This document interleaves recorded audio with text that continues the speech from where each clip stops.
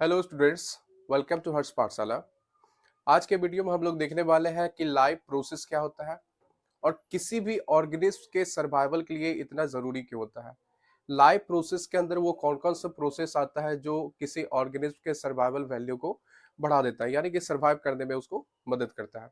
इसके साथ साथ ये भी देख लेंगे कि अगर कोई ऑर्गेनिज्म लाइफ प्रोसेस परफॉर्म नहीं करता है तो क्या वो सर्वाइव कर पाता है कि नहीं कर पाता है, यानी कि उसका इंपॉर्टेंस पता चल जाएगा कि लाइफ प्रोसेस जरूरी क्यों है। एक और देखेंगे कि लाइफ जो है इसमें लाइफ स्पान का मतलब क्या होता है, यानी कि जीवन काल का मतलब क्या होता है।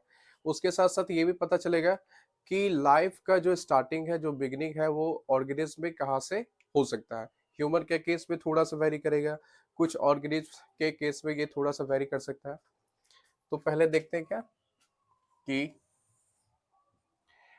Life process sorry life span क्या होता है। तो बेसिकली लाइफ स्पान को हम डिफाइन करते हैं बर्थ टू डेथ। बर्थ से लेकर डेथ तक का जो टाइम पीरियड होता है, जो ड्यूरेशन होता है, इसको हम जनरली कह देते हैं लाइफ स्पान। अगर इसका बिगनिंग देखें कि किसी ऑर्गेनिज्म में लाइफ का बिगनिंग कहाँ से होता है, तो ये थोड़ा सा शायद वेरी कर सकता है। जैसे अगर ह्यूमन का बात करें तो ह्यूमन में जो लाइफ का बिगनिंग है ये होता है कहाँ से, जैसे ही फर्टिलाइजेशन सक्सेसफुल होगा। जैसे स्पर्म प्लस ओवम, इसका रिजल्टेंट होता है क्या, जायगोट।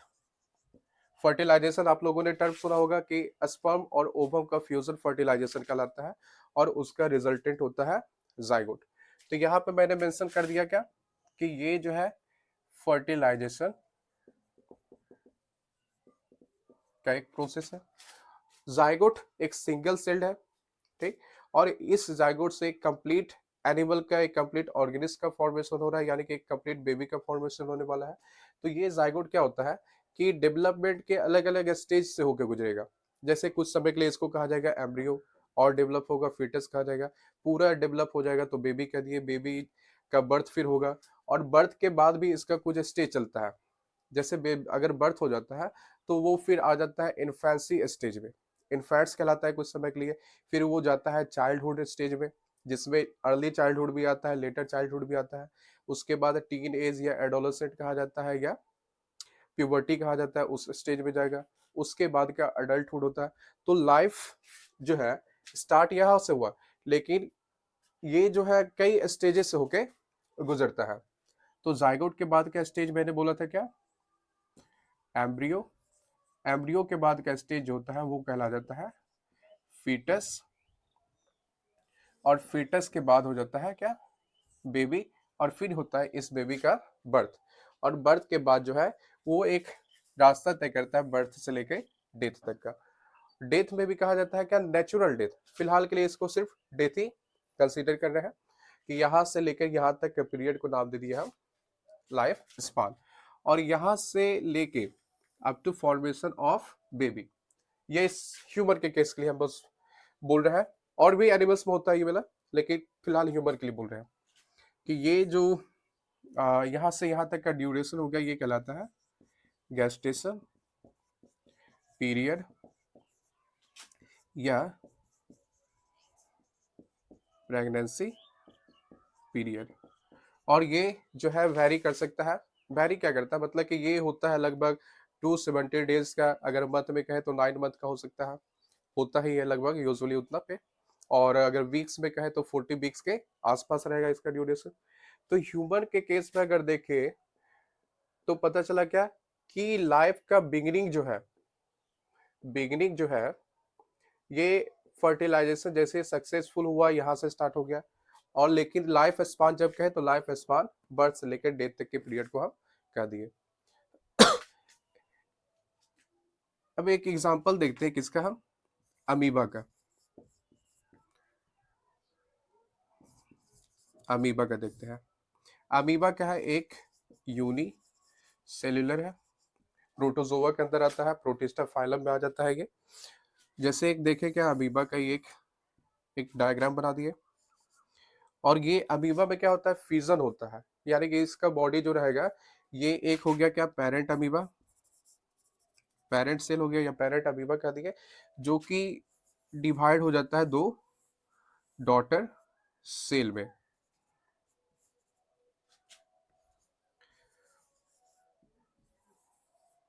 दो डॉटर सेल में डिवाइड हो गया। तो इस केस में पहले मेंशन कर देते हैं डॉटर सेल। यहाँ पे था पेरेंट अमीबा, ये हो गया डॉटर सेल या डॉटर अमीबा। तो इस केस में क्या हो गया कि एक जो पेरेंट बॉडी था ये डिवाइड होकर दो डॉटर सेल में बदल गया। यानी कि जैसे ही दो डॉटर सेल में बदला, अब इस पेरेंट्स का एग्जिस्टेंस नहीं है। यानी कि यही पेरेंट्स बॉडी क्या हो गया कि दो डॉटर सेल में बदल गया। अगर ह्यूमन का यहाँ पर देखें, तो ह्यूमन के केस में क्या हो रहा है कि दो पेरेंट्स हैं, एक मेल एक फीमेल, रिप्रोड्यूस करेगा तो इसका एक न्यू ऑफ स्प्रिंग या एक न्यू जनरेशन आ जाता है। और एक समय आएगा जब इस पेरेंट्स का क्या होता है, डेथ होता है, ठीक। लेकिन यहाँ अमीबा के केस में या यूनिसेलुलर के केस में हम क्या देख रहे हैं कि पेरेंट्स का डेथ एक्चुअली में नहीं हुआ, वो पेरेंट जो है बस दो डॉटर सेल में डिवाइड हो गया या उसमें बदल गया, दो इंडिविजुअल में बदल गया। तो यहाँ पर क्या हो गया कि हम इसको नहीं कह सकते कि इसका डेथ हुआ है। फॉर्मेशन अगर देखा जाए तो यहाँ से इसका लाइफ, अच्छा इसमें चलिए देख लेते हैं क्या कि लाइफ स्पान इसको हम कहाँ से कहाँ कर सकते हैं। जैसे इसका लाइफ स्पान अगर हम देखें,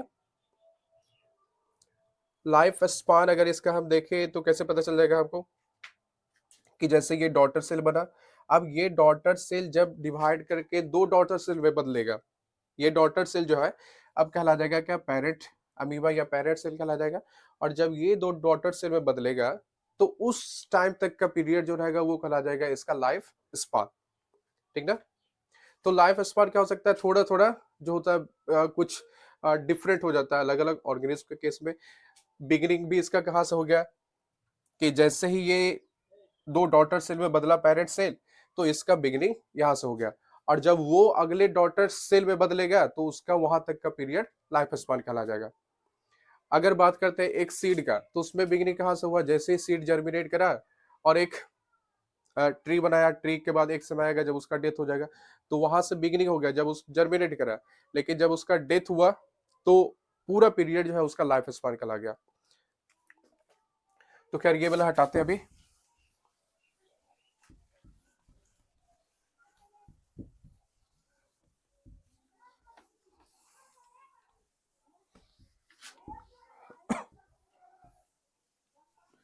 इसमें हमको देख लेना क्या है कि लाइव प्रोसेस के अंदर जो है वो कौन कौन सा प्रोसेस आता है जो कि किसी भी ऑर्गेनिज्म के सर्वाइवल के लिए जरूरी होता है।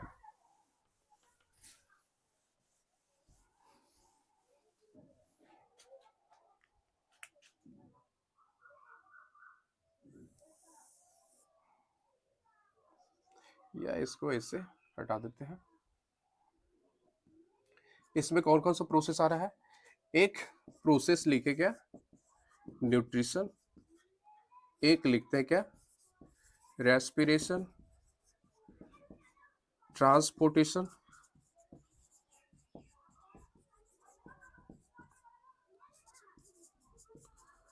एक्सक्रीशन, और एक लास्ट में आ गया कंट्रोल एंड कोऑर्डिनेशन। तो इतना प्रोसेस जो है ये लाइव प्रोसेस के अंदर में आ रहा है। इसके बाद में हम ये भी देख लेंगे क्या कि रिप्रोडक्शन को हम लाइव प्रोसेस कंसिडर कर सकते हैं कि नहीं कर सकते हैं। न्यूट्रिशन का अगर एक हम फंक्शन देखें, क्या कि कोई भी जो लाइव प्रोसेस होगा उसका एक मेजर फंक्शन होगा, उसका कोई काम है हमारे बॉडी में। तो लाइव प्रोसेस में अगर देखते हैं, बात करते हैं न्यूट्रिशन का, तो ये इसका काम क्या होता है, तो ये बेसिकली हमको प्रोवाइड करता है क्या, फूड, फूड प्रोवाइड करा। और जो फूड हम कंज्यूम करेंगे, जो खाएंगे हम फूड, उस फूड से हमको क्या क्या चीज मिल जाएगा, ये फूड जो है आपको प्रोवाइड करता है क्या, एनर्जी। ये हमको मदद करता है ग्रोथ एंड डेवलपमेंट में। ये हमको प्रोवाइड करेगा इम्यूनिटी यानी कि प्रोटेक्शन फ्रॉम डिजीज। और इसके अलावा जो है एक और चीज मेंशन कर देते हैं, रिपेयर ऑफ बॉडीज टिश्यू। यानी कि अगर हमारा कोई बॉडी का टिश्यू डैमेज होता है या वो इंजर्ड होता है तो उसको रिपेयर करने में ये मदद करेगा। आगे जाके न्यूट्रिशन चैप्टर जब हम पढ़ेंगे तो उसमें पता चल जाएगा न्यूट्रिशन क्या, न्यूट्रिशन के अंदर जो न्यूट्रिएंट्स आता है इसका टाइप्स, ठीक ना, न्यूट्रिएंट्स जो आता है उसका टाइप्स क्या क्या होता है, जैसे मैक्रो न्यूट्रिएंट्स होता है, माइक्रो न्यूट्रिएंट्स होता है, ठीक। ओवरऑल अगर देखें तो carbohydrate, fat, protein, vitamin, mineral, water ये सब आ जाता है, और हर एक न्यूट्रिएंट्स का काम भी थोड़ा सा अलग हो जाता है।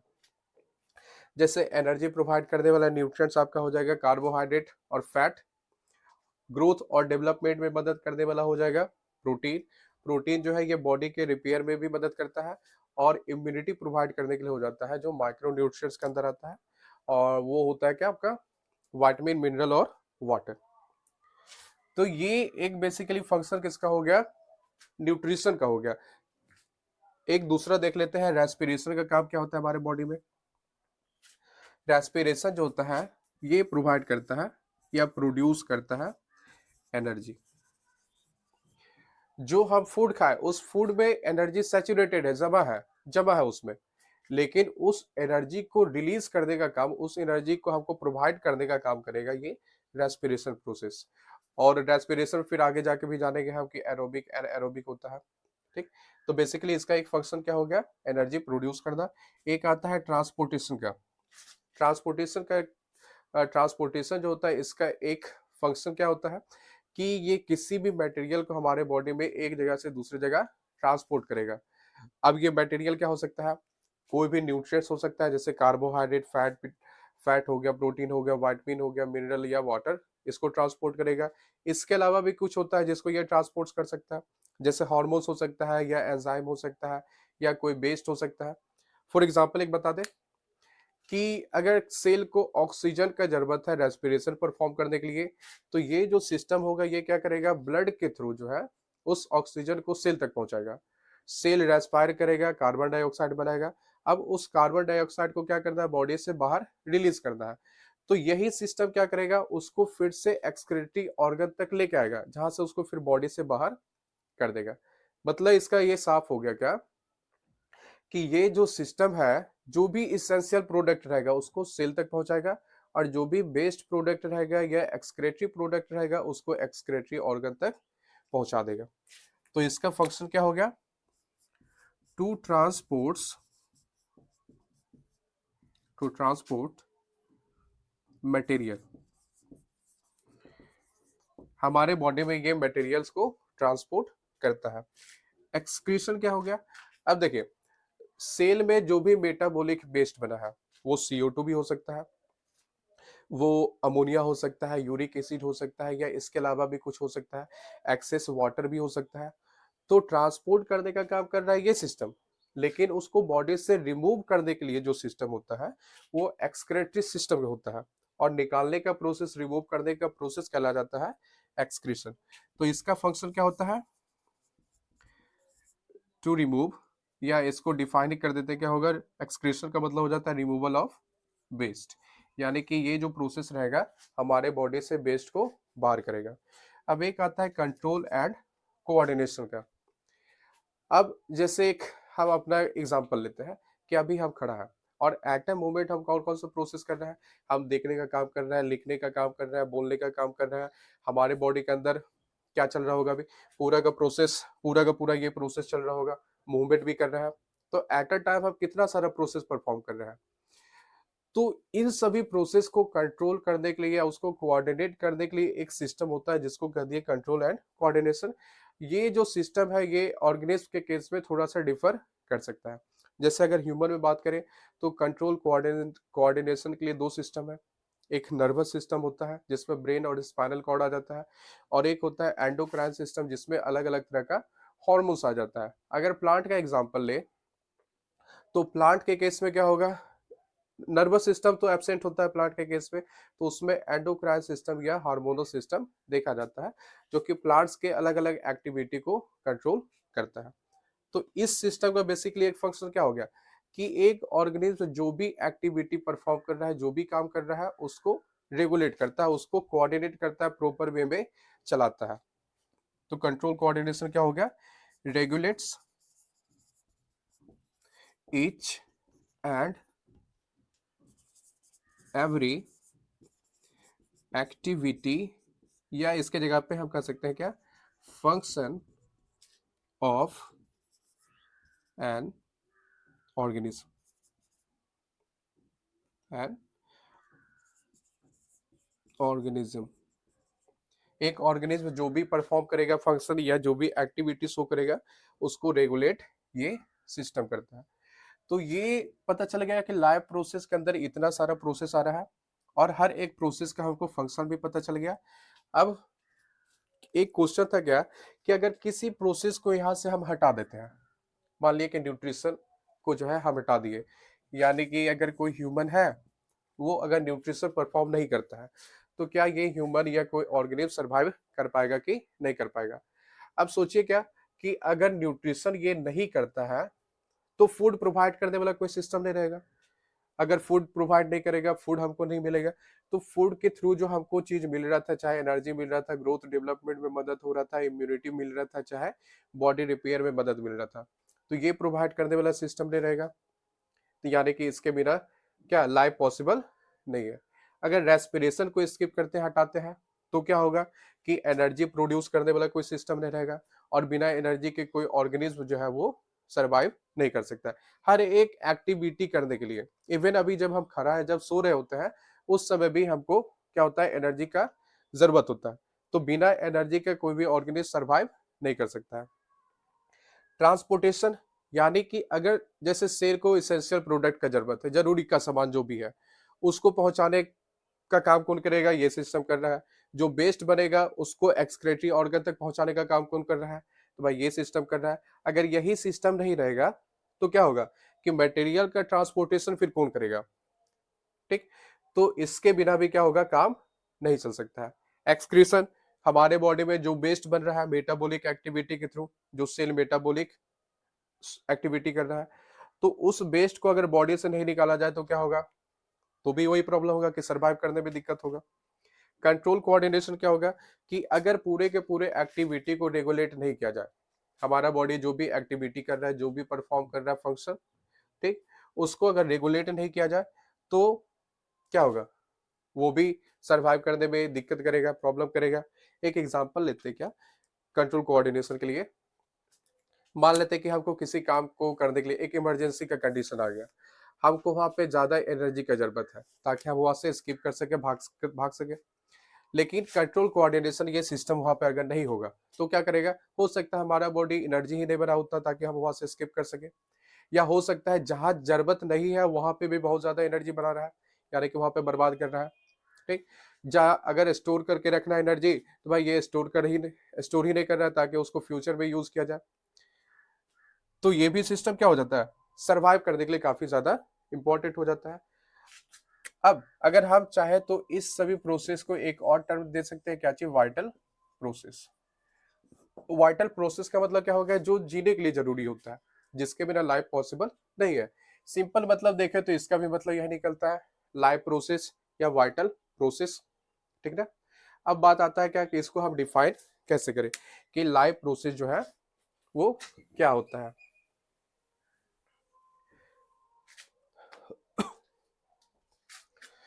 तो इसको इस तरह से डिफाइन किया जा सकता है, ऑल दोज processes which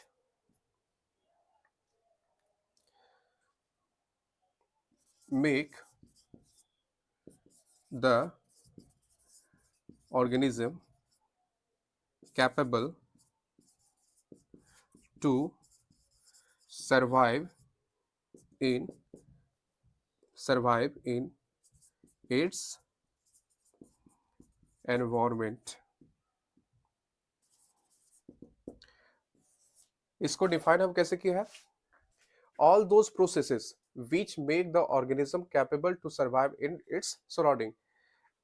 ये लाइव प्रोसेस में जो है वो हर एक प्रोसेस आ जाता है, यानी कि वो सभी प्रोसेस है जो कि किसी ऑर्गेनिज्म को सरवाइव करने के लिए कैपेबल बना देता है।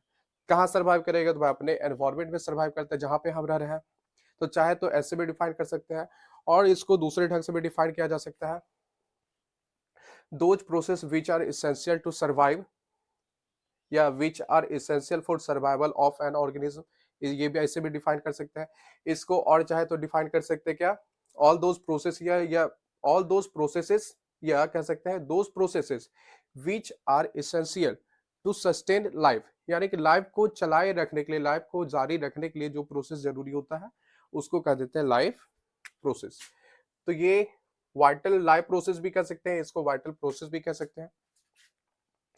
तो अभी तक वीडियो में जाना क्या कि लाइव प्रोसेस क्या होता है, लाइव प्रोसेस को हम कैसे डिफाइन कर सकते हैं, तीन तीन तरीका आपको बता दिया लाइव प्रोसेस को डिफाइन करने के लिए। लाइव प्रोसेस को हम वाइटल प्रोसेस भी कह सकते हैं। लाइव प्रोसेस के अंदर कौन कौन सा प्रोसेस आ जाता है, लाइव प्रोसेस का हर एक प्रोसेस का आपको पता चल गया फंक्शन क्या होता है, चाहे न्यूट्रिशन हो, रेस्पिरेशन, ट्रांसपोर्टेशन, एक्सक्रीशन, या कंट्रोल एंड कोऑर्डिनेशन का बात हो। थोड़ा सा हम ये भी देखेगा कि लाइफ स्पान क्या होता है, डेथ, बर्थ से लेकर और डेथ तक का जो टाइम पीरियड हुआ, ड्यूरेशन हुआ, वो लाइफ स्पान का लगा। अलग अलग ऑर्गेनिज्म के केस में क्या हो सकता है कि बिगनिंग जो लाइफ का है वो थोड़ा सा वेरी कर सकता है। तो अगर आपको ये वीडियो अगर इंफॉर्मेटिव लगा होगा तो प्लीज चैनल को सब्सक्राइब कर दीजिएगा, वीडियो को लाइक कर दीजिएगा, ताकि आने वाला जो भी वीडियो हो उसका अपडेट आप तक आसानी से पहुंच सके। Thank you.